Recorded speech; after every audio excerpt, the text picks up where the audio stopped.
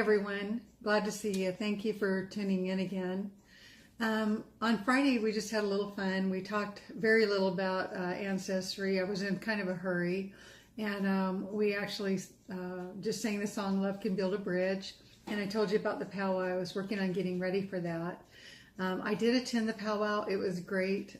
For me, it was a success to visit with other people and see how they do things and learn about everything going on and where I might fit in that scheme of everything with my work, my artwork, and my jewelry. I made a few new friends and learned a lot. So it was really a great experience. I highly recommend it if you have an opportunity to go out and just visit one. It's fun, and the Indian fry bread's not bad itself. The music's beautiful. The traditions are very different and unique. So get out and go see a powwow if you get a chance. Today I wanted to talk about involving children and youth in family search. When I talk about youth, of course, that's teenagers. We all had them, and trying to make sure the kids have some fun with genealogy is really important. It can give them a sense of who they are and where they come from and a legacy to work towards. It can give them some respect for their family when they see what some of their family members have endured to get where they are today. Also, the ways to do that, it gave what I was reading and what I was learning from, gave several good ideas.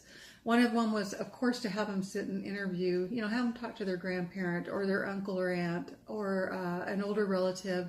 Ask them what it was like to be a kid back in the day and what they did and what they remember and what war was going on and how did they do everything. And the next thing was to tell them stories that you remember. Like I know my grandpa, he always had great stories, and I loved to just sit and listen to him.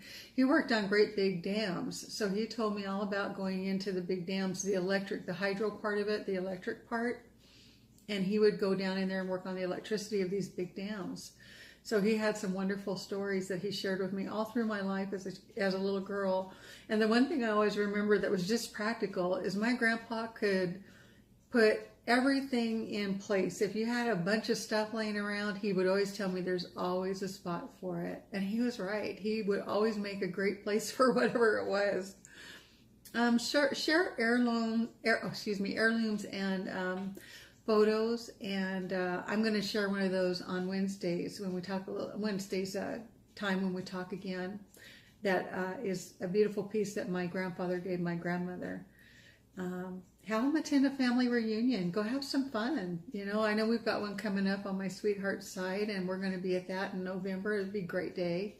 Be a lot of fun for the kids. And then go on family history field trips.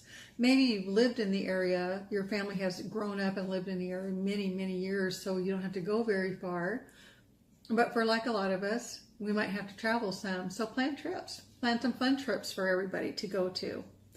And they don't have to be real expensive, but we all know that getting there is really the priciest part sometimes. So do what you can. It's okay. Create a family history game. Make it matching or trivia or play bingo.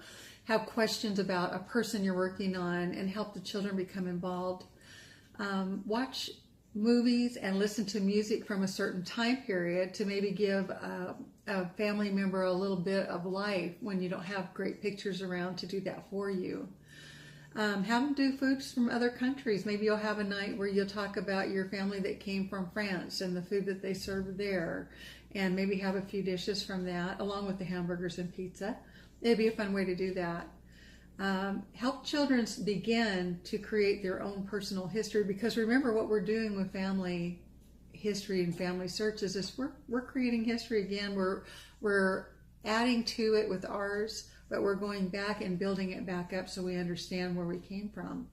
So try to keep things age specific. Your little children might like to do things a certain way. Your bigger kids, you might have to touch it up just a bit so they can enjoy it. And they may have some great ideas too. So when I was at the powwow this weekend, I worked on getting this set of earrings done, and I was going to show it to you. It did okay. Now, these are handmade. Remember, I make the frames and everything. It's a little bit shorter here than it is here, probably because this is probably shorter than this one. But you know what?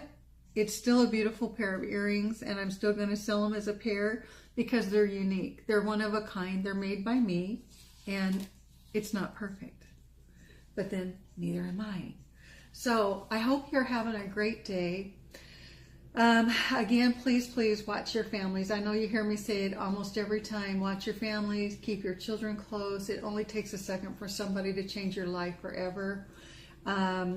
Remember, happy's a choice. There sure are a lot of miserable, unhappy people out there, so you try and be as happy as you can be. And remember, your blood calls you. You go find it. I'm Shawn Shelton, Native by Heart Art. Please go over to YouTube if you can and subscribe for me. So thanks again for tuning in today. Be safe, and I'll see you soon. Bye-bye.